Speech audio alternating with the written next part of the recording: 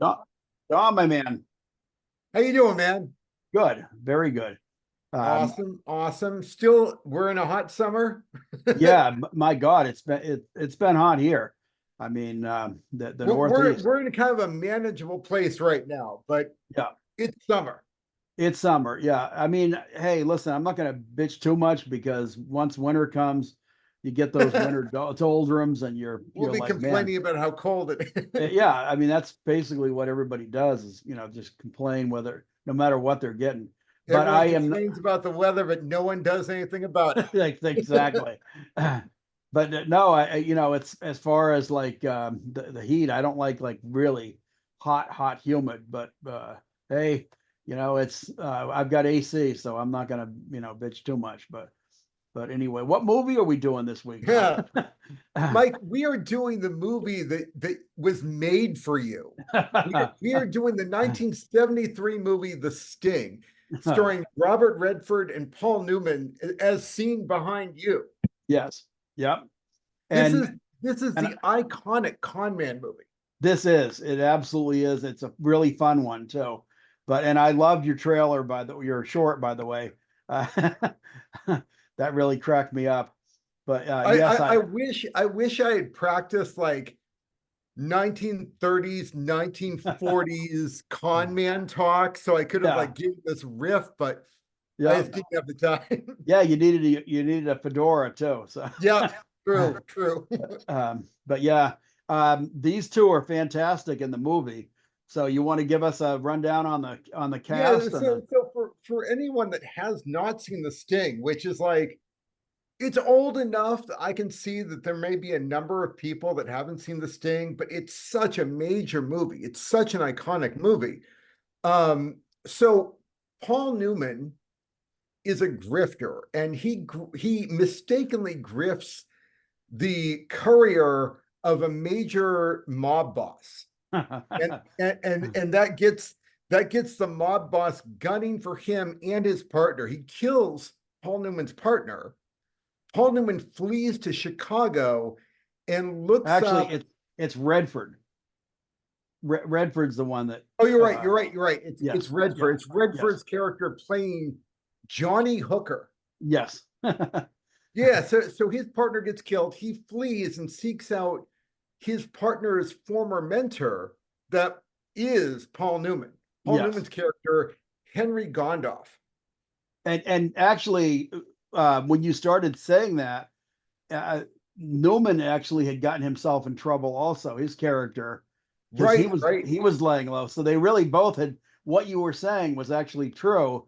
Both of them had gotten themselves in trouble. Newman was actually laying low and drinking and working at some like a not a carnival, but a like a A wasn't brothel, basically. yeah, basically. So, Basically. yeah, with a carnival.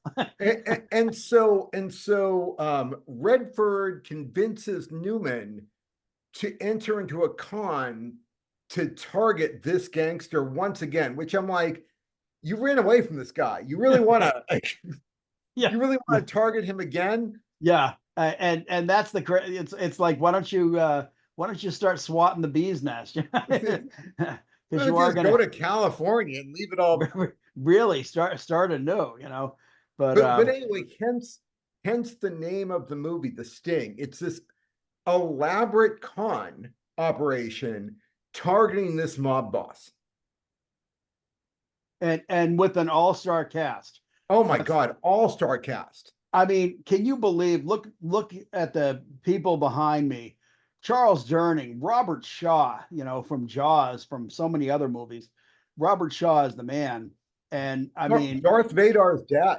I know, my God, yes. So So Robert Earl Jones, the father of James Earl Jones. yes, yes. And Eileen Brennan. I mean, Eileen Brennan. you know, Eileen Brennan's great. She's been in so many movies. She's talking about character actors and no small parts. That she's a good example of that. It, But I it, mean, it, it's yeah, go funny. ahead. Like, we are very much into movies. Yes, So yes, we like are. we'll say things like, "Oh my God, Eileen Brennan, so famous." I'm willing to bet the average person does not know who Eileen Brennan is at this Probably, point. probably not. It's you know, especially some of the roles that she's been in, they're obscure enough. Unless you're a real movie fan like we are, Mhm. a lot of I'll people I'll talk to probably, people about Robert Shaw, and they'll be like, "Who?" yeah, yeah, yeah. And I mean, that man is an amazing actor, and he's Hmm. whatever parts. I mean, he was Quint in Jaws. So if you don't Yep. know him from anything else, you should know him from that. And then you just expand your horizons from there. But I mean, Sally Kirkland. I mean, you know, she's a real iconic uh, person. That's she's that character actor. Again, she's been in a lot of different movies, but people may not know her name. But man, if you see, you know, a lot of movies, she's going to pop up. She's just one of those people. So yeah, like I said, And that's the thing. Like, I consider this movie, big and iconic, and it's funny because, like, when you ask me to describe the movie, it's like, who doesn't know The Sting? But let's face it, it was what, 50 years ago. yeah, that's crazy. That is crazy. I was actually like 13 when this one came out, and I the first time I actually saw it was on a plane, uh, at the age of 13. And yeah, and I don't think I actually like had good command of the movie because I got a set of headphones to listen to it, and it was I think I didn't get them like right away, so I missed like a little bit of the first part. So this is a movie that revisiting it made me really happy, because not only is it a fun, great movie, but you know, just the way things, you just put up the hit lady in the back, so, and so this is the actress Demetra Arliss. yes, yep, And the reason that she struck me is because just before we started this video, we were talking about how female actress um, uh, have this whole pressure to look good, to look yeah, sexy, to yep, like have this appeal. And that is not always the case. This woman, I'm not saying she's unattractive, but when she was being cast, a lot of people on the movie were like, oh no, she can't be Redford's love interest. She's not attractive enough. yeah, yeah, And the director pushed for her. He yeah. wanted her. Well, first of all, not only is she a good actress, but Mhm. also for what the part that she's playing, because she is playing a woman that Redford runs into. He comes into a, it's a little it's a diner, The right? It's, diner. yeah, a little diner, and she's behind the counter, and she's perfect for the part. She looks Right? like the average everyday, she's attractive, woman, but that's just, you know, working woman behind the counter that goes to work every day, and he likes her, and he's hitting on her, and to me it seemed perfectly reasonable. And no, she wasn't like, you know, a glamour queen, but she's certainly attractive. But she really played the part so low key and so well, because she's Yep. not just a woman working behind this counter. She is actually a hit lady, and she's actually there to kill him. So it was perfect. I forgot all about the fact that she was a hit lady Yep. Same rewatching the here. movie. And when she actually goes to kill him, and of course he's saved, but when she actually goes to kill him, I'm like, she's a hit lady. I mean, it threw me, and it was perfect. So great casting, great Yep. casting. Yep. And Yep. I don't know that they would have done nowadays. It would have taken a really special or good director to say, okay, and fight for her in that role. Because even back then it was a fight. But I think now it would even be worse, you know. It's funny, I was thinking just a few days ago how they've never remade The Sting. Yeah, yeah, Like The Italian Job, Ocean's 11, The Thomas Crown Affair. There's yeah, so many classic con movies yes, that have yes. been remade, but not The Sting. And I don't know if you could remake this. I think you could, but whether you could do it justice is a whole nother thing. Right, And right. that's the problem. There's you can remake anything, but it are you going to do it justice? And that's the problem. You're right. You're absolutely right. If they do remake this, um, are they They've got going? a You know, lot to go up against. yeah. Now this is another thing behind me. These cards, and these were just interspersed throughout the film. But that's another thing is I miss lobby cards. I don't know. Maybe they still put them out for press because press kits used to always have the lobby cards and Mhm. the press cards. But over the years, I mean, different times I've had collections of them. I don't any longer, but they're fun. Those press kits would give you like a packet of anywhere from like 12 to 20 photos that you could either put them up on a wall or you could whatever, but they were really cool, and they gave you a little idea of what the and for the press it was a perfect thing to be able to to publish those pictures and say this is what the movie's about. But and in the old days, of course, they ended up in a lobby, but which hence the name lobby cards. But yeah, these things were really cool. I guess what is that? A watercolor? It's a um, what Oh, maybe. what are or pen and ink drawing? What's the It doesn't look like pen and ink. It looks like brushwork. yeah So watercolor or gouache, yeah maybe. yeah yeah The director, which was George Roy Hill, by the way, right really took great pains to recreate a 1930s feel.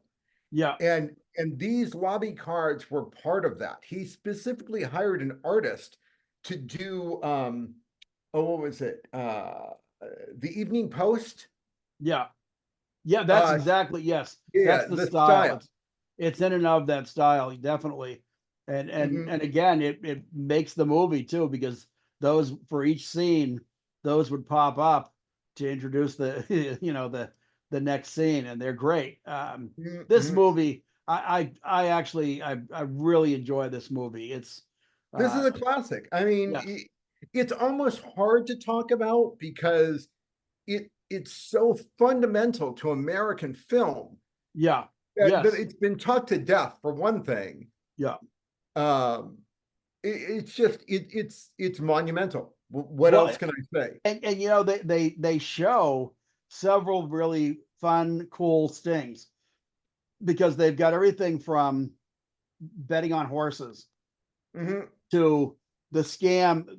One of the great scenes that is at the start of this movie when Redford and his partner, who ends up unfortunately getting killed, and he's a cool dude. Luther. Yep. But yes, that's one of the really cool scenes is at the start of that when the guy's chasing somebody down to like, oh, they stole my wallet, and Redford and the Mark end up coming to the guy's aid, and of course the guy's going, I need I need somebody to deliver this money, and it plays right into the greed and everything else because it's like yeah, the guy's going to steal your the money, and there's actually Luther and Redford there.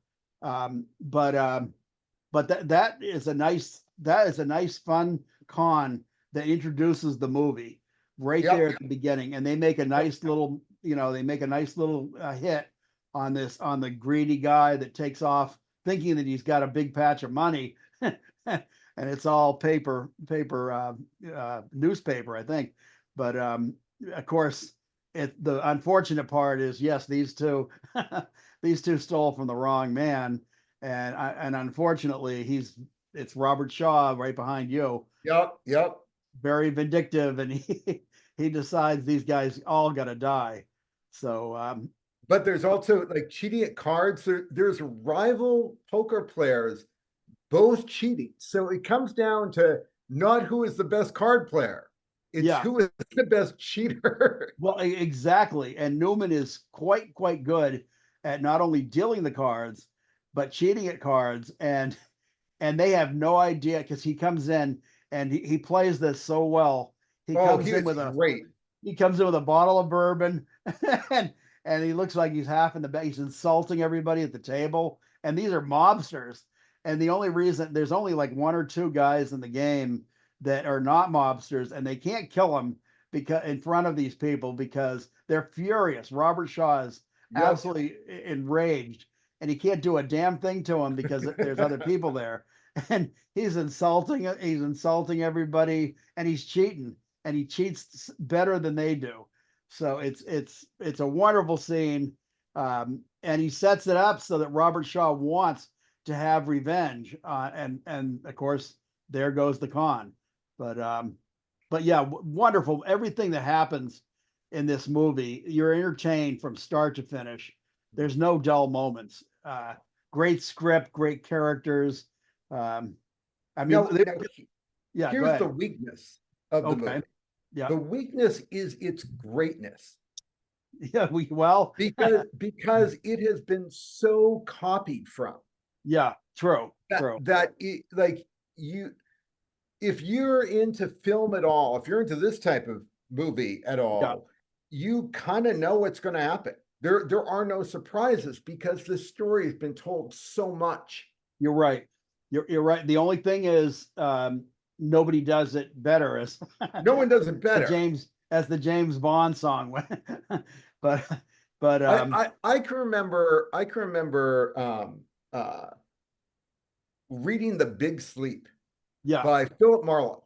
yeah, Yeah, so classic novel. And it was just boring to me. And the yeah, reason it was boring is because so many people had copied from that novel. yeah, I knew everything that was going to happen. yeah, oh yeah, yeah. Well, that's not the case with this. It surprised me on a couple of different levels. And look, right behind me, there's Mr. Hand, my I favorite know. Martian, my I favorite know. Martian. He's in this movie. So I mean, how great is that? I love that guy. But He's again, I was watching it with Lisa and I'm like, it's my favorite Martian. And she had no idea who I was talking wow, about. really? Yeah, well, I know it. And some of the first TV that I ever saw when I was a little kid, I remember seeing the TV shows. We didn't have a TV. I'm so old that when my first experiences watching TV, you know, parents being in the army, dad being in the army, we were stationed at a base, and we didn't have a TV. And I remember like uh, our neighbors that were friends of my parents. I remember them inviting the whole family over to watch My Favorite Martian and Mr. Ed. And I watched that, and I was begging. I was like 5 years old. It was like, we need a TV, please, please get us a TV. And their excuse at the time was like, no, no, we're getting transferred soon, and we're not going to buy a TV now. And we didn't get a TV until we hit Hampton, after they retired, but 26 years in the army. But yeah, this guy is always going to be a, a warm spot in my memory, because I remember him, and I remember the antenna coming up out of his head, and it just Mhm, seemed so mhm. like bizarre and magical seeing that as a You don't get much more classic television than that. no, not at all. But yeah, so yes, he is in this, and there's so many great people that are in this. But and again, look, there's Robert Shaw once more. Um, and again, the costuming on this is terrific too. I mean, the I hope the costumer got She won an award. she did she win an Oscar, or did she win? Let me see. Uh, it was a big award. I don't remember what it was.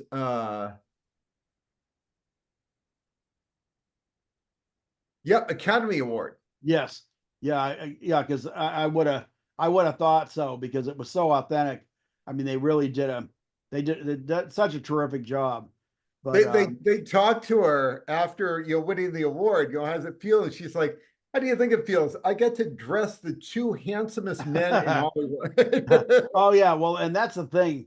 Newman and Redford, you know, they're such an iconically classic, uh, good guys, or good looking guys, and and I mean every woman back then, and even nowadays, there's tons of women that, you know, they look at Newman with his blue eyes, and Redford. I mean, it was, you know, they're just handsome men, and women You would swoon. think that, but Redford has given accounts that wherever they went, all the women were after Newman.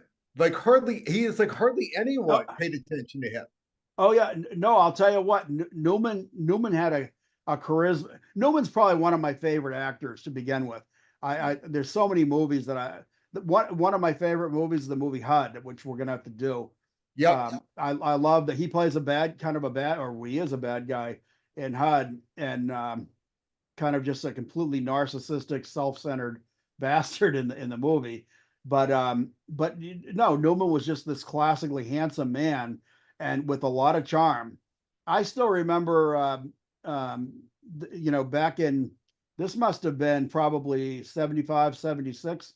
He came through. We were living in Wells at the time, and he came through Wells, and he stopped at a little sandwich shop, which I cannot think of the name of right now, but he stopped there, and there was a woman that happened to be from the York County Star, and I remember reading the story. She had a picture of him, and the picture, he was in there with Joanne Woodward, and they were just getting a sandwich out there driving up the coast, and he was nice enough that he actually gave a little interview, and he was wearing dark glasses, and the reporter said, "Can we just see your eyes?"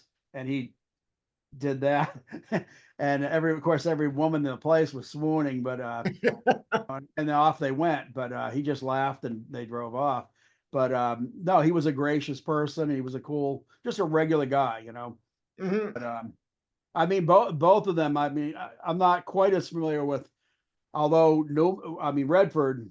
He's got the whole, the whole, what's it called, his acting company there for, is it hole in the wall, I don't know. but yeah, he, you know, I mean, he started the whole, indie, Oh movement. yeah, he did Sundance. Yeah, Sundance, that's what it is, that's the one I Right. couldn't. Okay. Yeah, so and with Newman, it's, you know, he did the Newman Zone, for it was for summer camps for kids, and for, you know, for underprivileged kids and everything, so they both have done good humanitarian work in their time.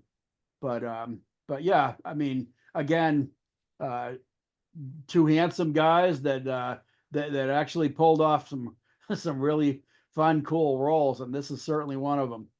But yeah, Now, did you notice Robert Shaw, his yeah, limp?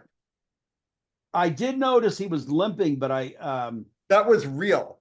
really, really, Yeah, okay, so like I guess a week before filming, yeah, he slipped on a squash court, wow, squash or racquetball or something like that, yeah, and tore almost every ligament in one of his I knees. oh, that's got to be painful. And so he was in a knee brace, and the director convinced him to wrap that into his character.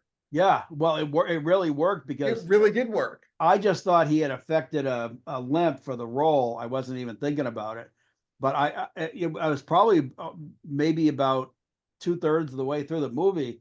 I thought I had seen him limp, and then I started and I'm like, he's like limping, but again, like I said, I figured it was like, it was something he was playing in, like, the guy probably got shot at some point or something like that. But that's a great piece of trivia. Yeah, yeah. And of course, speaking of shot, now that's another thing.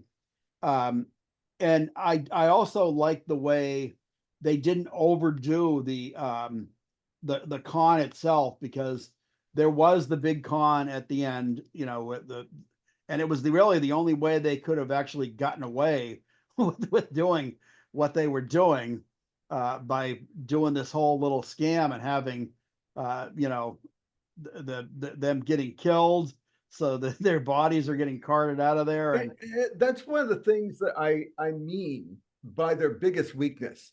Because yeah, I and my wife first saw this movie, Yeah. One of the great things about it is you're getting to the end, you were like, how are they ever going to get out of this? Yes. Yeah.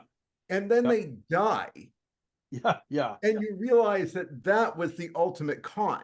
Yes. Yeah. And Absolutely. so when I first saw it, it was mind blowing. It was Yeah. amazing. Like, oh my God, that's great. But now that's been done so many times. Right. Well, and you know what the problem with the remake too, because as soon as you started talking about a remake, I'm thinking to myself, yes, sooner or later some bastard's gonna remake it. But but the problem is they always have to do it bigger, better, better. And I just have a feeling that they maybe would overdo it for one thing. So Yeah, you'd almost have to. yeah, but the to me, part of the thing, and getting into the thing of dressing the two most handsome men in Hollywood, to me, I would also fear that maybe they would go for um, pretty boys that wouldn't be able to pull off the acting that these two pulled off, because you can say what you want, but they may be pretty, but they're real actors, and they're all capable. I mean, Redford, Jeremiah Johnson. I mean, they've done some incredible acting. I mean, Hud, Cool Hand Luke for Newman.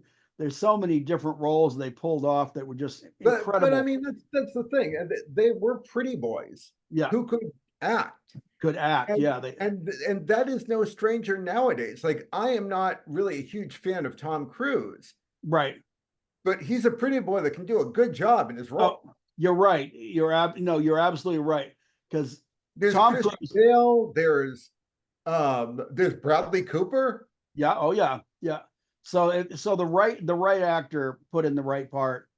Yeah, you could get but like I said, my fear is just like, don't get somebody that just because of Well, their I look. think that's one of the reasons why we haven't seen it done, is Right. because who would Yeah. even Because dare take that on? well, that's the thing. You're gonna need somebody with the balls to say, okay, well, these two actually are gonna step into Newman and Redford shoes and pull it off.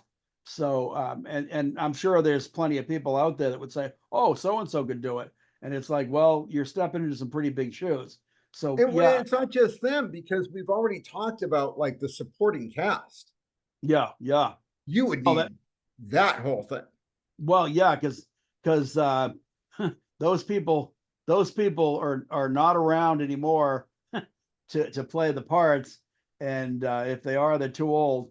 But yeah, who's gonna step into Ray Walston, my favorite Martians part, which was small, but he made his he made his mark in the movie, and on and on. I mean, Sally Kirkland. There's tons of people, and now there's the hip woman again behind me with the The book. little job in the diner. Yeah, and Mhm. there's Eileen Brennan behind you. It's on and on. It's so yeah, you can remake the movie, but you better do And, it right. and then another cautionary tale is the disaster that was The Sting 2 Oh, yes. Yes, with Jackie absolutely. Gleason. Yes. And Gleason, I'll give Gleason full credit for different roles that he's done, but this Mhm. wasn't one of them. So so yeah, you can't just say, "Oh, we'll stick so and so in a role and we'll turn that into." And Jackie Gleason actually was a hustler in real life. Mhm. One of the reasons why he was really speaking of the hustler, one of the reasons he played Minnesota Mhm. Fats, Mhm. and yeah, and he one of the reasons why he was able to pull that off as well in a lot of roles. Jackie Gleason came from the streets. He was a pool hustler, and he was really good at pool. I mean, incredibly good at pool. He hustled money for a living. He was a con man. Yeah. So I mean, He was just quick on his feet, period. yes, yeah, very quick witted. Yeah, quick on his feet, literally too, because I mean, for a guy that was the size that he was, that man, he actually could step up and move around. I mean, whether he was dancing or whatever he was doing. So yeah, like I said, um, I give Jackie Gleason full credit, but not for the Sting too. That was I give him more credit, a lot more credit for Smokey and the Bandit. He was hilarious in that. We are actually going to have to do, like, I've considered Smoking the Bandit, and I've considered Every Which Way But Loose. Yes. Oh my God, definitely Every Which Way. Not one of Clint Eastwood's finest movies by any means. No, but it's fun. It I was a love very interesting period piece. it was, and I absolutely love Every Which Way But Loose and Any Which Way You Can. Yep. Yeah, I don't know if you remember, but years ago when you and Mike were younger, I took you to a theater in Portsmouth, New Hampshire, and I took you to see either I can't remember whether it was Every Which Way But Loose or Yeah, Any Which. I can't remember either one, but I remember seeing it at the theater. I just yeah, and it was in Portsmouth, and I remember us laughing our butts off at that biker the biker gang that was so damn stupid, and it was it's like dumb comedy that's just like a lot of fun. So, but It's funny. It's hard to find a movie like that anymore. That is just it's just pure fun. yes, There's no yeah, message or agenda. No one's trying for any awards. no. It's just like, Well, let's you put look. the show on. Well, that's the thing. Look at all the Mel Brooks movies that are hilarious. I Mm. mean, a whole routine around Biggest Dickus. And and him walking around like challenging anybody to laugh over I had a his wife, her name was Incontinentia. And I mean he's walking, and the Roman soldiers are all trying to keep from laughing. It's just hilarious. Mel Brooks, he had no problem with just asinine crazy comedy. So I miss that. It's a big part of a movie genre of crazy. It's lowbrow comedy, but it's fun. So, It's so, entertainment for entertainment's sake, which sure, has sort of been lost. yeah, it has been, and it's sad because that's kind of where, like, when you look at vaudeville and a lot Right. of, I mean, a lot, all the acts, the Marx Brothers, which actually the Marx Brothers were very intelligent. Their jokes were on a high level, but they were running around acting like fools. But at the same time, they're telling very intelligent, a lot of often political jokes, and they got away with stuff that nobody else could get away with, innuendo and the Three Stooges, of course, were just pure slapstick. But man, the Marx Brothers, they took it to a whole new place. But no, Okay. getting back But to this, now we have to drag it back. yes, yep, yes, and again, we're dragging it back to probably where the ending is, when they're setting up the whole con on Robert Shaw, and it's a terrific con because it's in many ways it's simple. They sucker him in to the point where he thinks that they've got this betting thing going where they're calling races that are delayed by just like a half a minute or a minute. He feels like he's got a sure thing. They've convinced him he's got a sure thing. Yeah, yes, and he's and it's everything's on a time thing. So he's got to get to the window to place his bet at a certain time, and he's got to make this killing, and even just the whole thing, the way they've set him up, because Newman, his character, they have this big rivalry over the cheat at the cards, which he knows he's been cheated out of cards, and Newman even tells him, "Yeah, I cheated you, suck it up," and he's intent on revenge. So his big revenge is bringing in this giant bet, and then causing Newman to have to go down with not being able to cover the bet, or if he covers the bet, he's out of business. So he comes in, and of course they're like, everybody in the place that's in on the scam is going, "Oh no, we can't cover a bet that big." And then he looks over at Newman. He's like, "What? You're not going to cover the bet?" And Newman goes, "I'll cover it." And he asked what the odds were on the horse, and of course they're really great odds. Mhm. And And so he's like, yeah, I'll cover it. And of course, it looks exactly like what he thinks it is, which is the rivalry between the two guys. And they sucker him right down, and he loses his money. Yeah, they engineered it so perfectly. And one of the most impressive things about the entire con is how many moving parts they had to coordinate. Yes, yeah, Like it involved a lot of people. yeah, yeah. I think they had something like 25 people that they said they were in on the on the whole scam. And yeah, they had a cover. They had the woman Eileen Brennan's girls that were working at the brothel. They were in on it. There were all these like low level con men that were friends of Newman and Redford. They were Mhm. all in on it for a piece of the action. So I mean, but again, it was, you know, it was elaborate, but not so elaborate.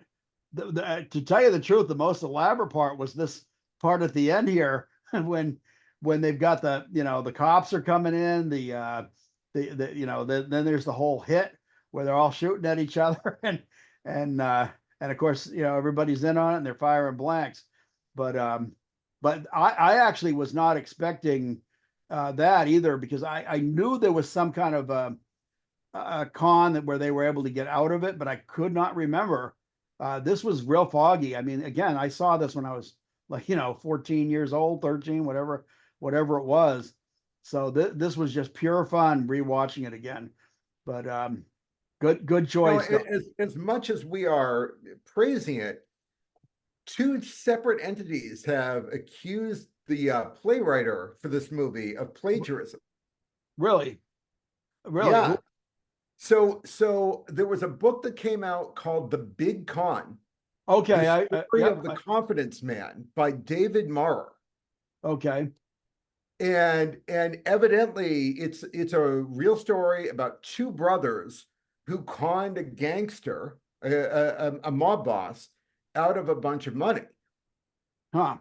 And a number of the names of the con men in the movie, like Kid Twist, were Okay, very close to the names of the con men in the book. It wow, was okay, so close that the movie studio settled out of court right.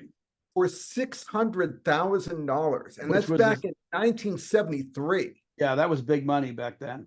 That was And way over a the million playwright dollars. was furious. Wow, yeah, wow. Well, I mean, that happens in Hollywood a lot too. I mean, ideas and plots get taken off. Well, you know, it's almost in some ways it's almost like what happens often with songs, because it's so hard. Sometimes there are people that get accused of stealing a song, and you know, you got maybe, you think of a musician that knows hundreds of songs, and songs that they just love, that they grew up you know, listening to as fans and things like that. And then, you know, you're if you're a songwriter and you're some, especially a prolific songwriter, Mick Jagger, Dylan, you know, uh, McCartney, Lennon, whoever, and you're sitting down and you're just playing a guitar, and you get on a, you know, little riff, and you're, next thing you know, you're writing lyrics to it. And if someone says months later after you record it that a great tune, they go, that sounds a lot like and they're like, yeah, it does kind of sound. And but it's not intentional a lot of times. And No, so yeah, you can, you know, you can read a book, and then you're a script, and often you're inspired by books and these anyway. ideas will be in the back of your head. Sure. And so even names that come out, it's like, you know, why do you pick, you're writing a story, and you why do you pick a certain female name for the character, or the for a certain male name? It's like something pops in your head, like, oh, I'll call him, you know, Joe. And it's like, well, that character Joe so and so sounds exactly like similar. So yeah, things can happen accidentally, and then there's intentional too. Yeah, There's real, so who knows which it was?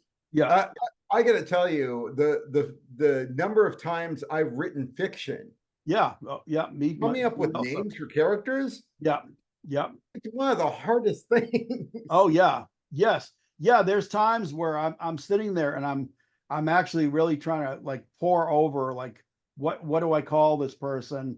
What's an effective name for who the character is and what, what their role is. So and it's all important to the role. So if and sometimes you even are thinking of a different name of a character that you know, and you think, well, I'll change it to this name, but it sounds a little bit like that one, but it's not that name. So I mean, there's all kinds of different ways, and I don't consider that plagiarism. I consider that to be just you're maybe inspired by, you're borrowing a little bit, but that's how everything works in life. I mean, songs that get written all the time, they're written because like the rock and roll that came out of the 60s wouldn't have been there if it hadn't been for the rock and roll that was there in the 50s, Mhm. or the blues in the 40s and 30s. And I mean, everybody gets inspired by something else. So that's just part of life. But this movie here, like I said, I felt it was mostly an original. I mean, Now, one of the criticisms yeah, of this movie, because it was such a period piece, and most of it was set in 1936. yeah, Yeah, 36. And they got everything so right, yeah. except for one thing, What's that? the music they chose.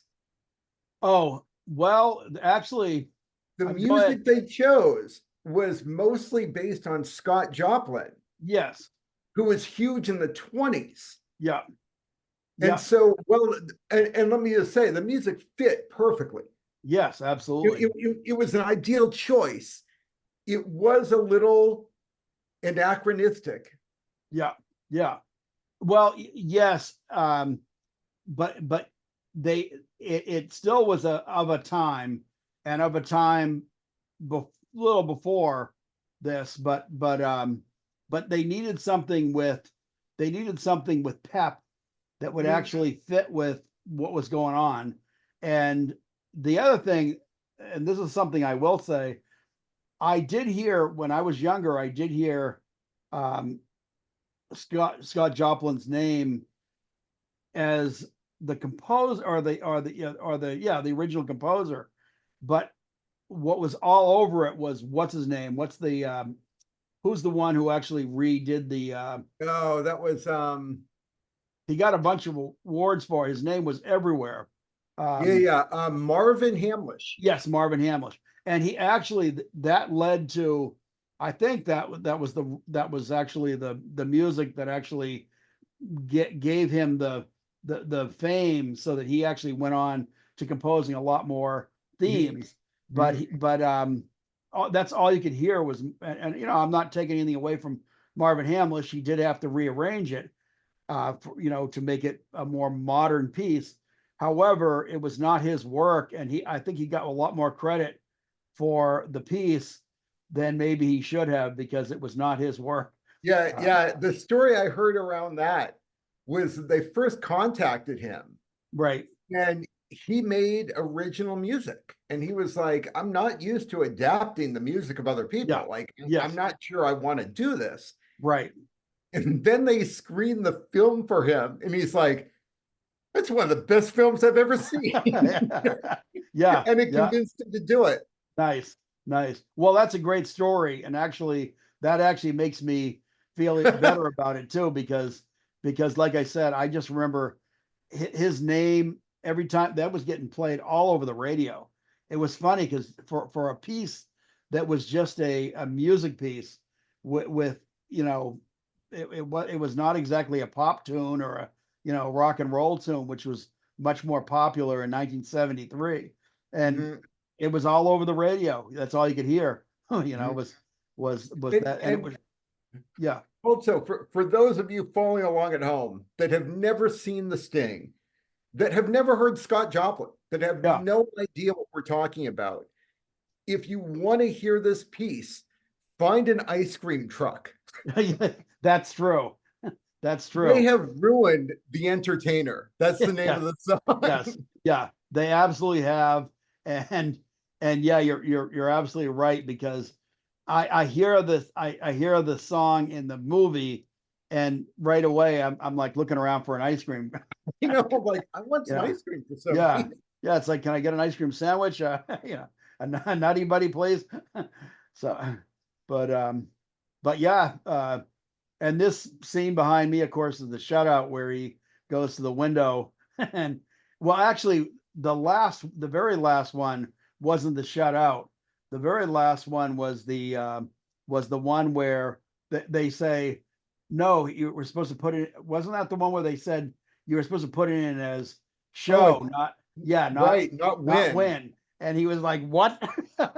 So, but you know, what are you going to do? You're completely you're completely screwed. Who do you blame? You know.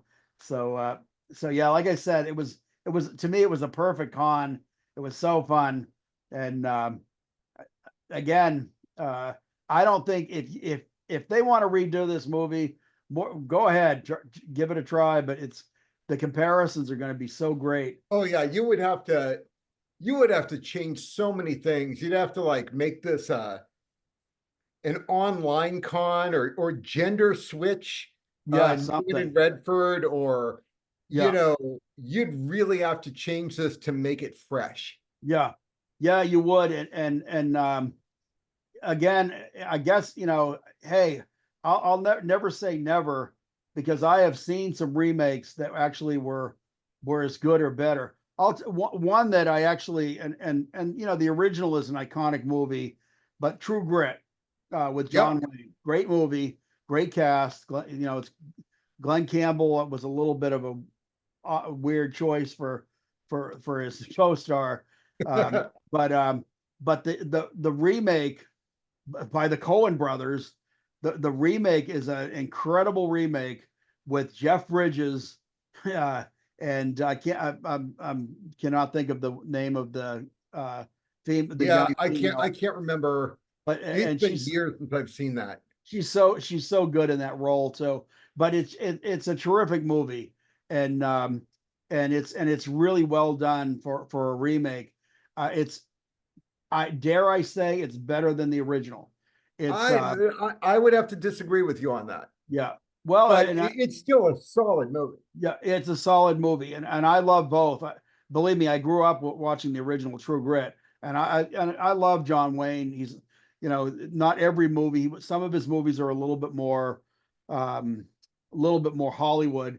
Some of them are better than others. But when he did a good one, and he did a lot of good ones, whether they were westerns or war movies. But that was a good movie, and I love the riding scene when he's at the end, when he's the whole, that's True Grit, when he's riding with the reins in his teeth. I mean, that's an incredible scene, and so believe me, I am not taking anything away from. I love the original, but I love the Coen Brothers one so much that that's another one. Again, when you're talking about ones for us to tackle. And probably we should tackle the original to give it, to really do the movies justice, because we could talk about both. But It's funny. I have frequently been confronted with that choice. I'm like, this is a great movie, but do I do the original or the remake? yes, oh yeah, that's a big problem. I've since we started doing this, there's been two or three times where we've done one that had a different version. Hmm. So yeah, what do you do? Do you do the original? Do you do the remake? And it all And there's no depends. bad choice because the conversation is just as interesting either way. Yes, because you can't talk when there's a real uh big classic remake to a movie, whether you do one or the other.